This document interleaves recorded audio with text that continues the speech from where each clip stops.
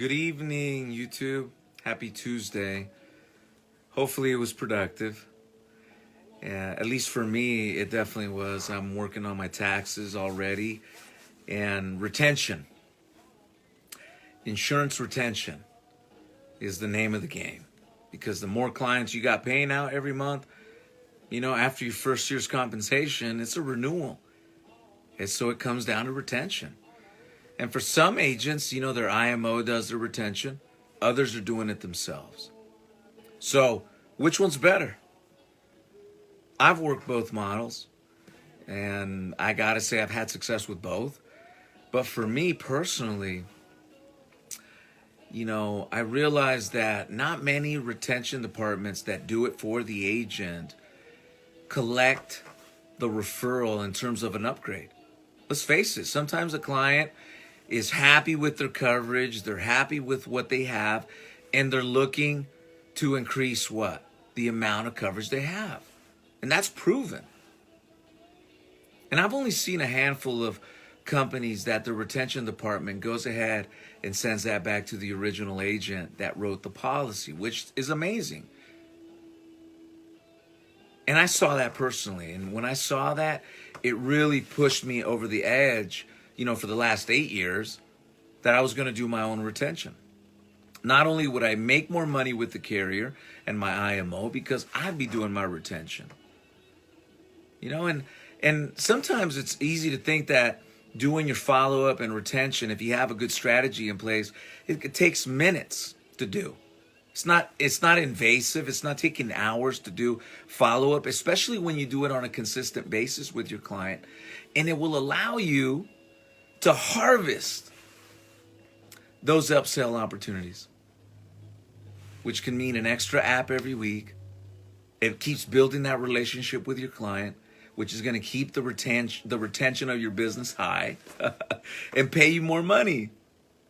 Once again, I'm not saying one way or another is better.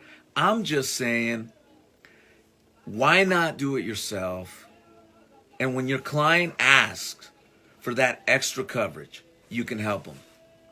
Like I said, there's not many retention departments that I've seen. And if your company does that for you, man, that's amazing. Great. You're lucky. But if you do it yourself, you control it and you take advantage of it. Besides, you're the one that sold the policy originally. Why shouldn't you take that opportunity? Is my thinking, guys. Look, I've looked at the numbers, and I would say that out of 10 presentations that I do that are closing presentation, 7 out of 10 times, what happens with that client, they end up going with their lower premium. Why? Because I make sure that they understand that the important thing is to get something in place. And as I service these policies, these people always want to know how much it would cost for that extra, because when they originally called into our television commercial, Facebook, they had a number in their mind of how much coverage they wanted. Isn't that true? Well, give me a quote for $50,000. But they find out that $50,000 was maybe a little bit out of their budget at that point in time. You'd be amazed how many times clients go back to that original need that they wanted. And when there's trust established and you got a relationship going, not only can you cultivate referrals, but you can cultivate the opportunity of not overselling your client, but the opportunity of when they request it, you'll be there.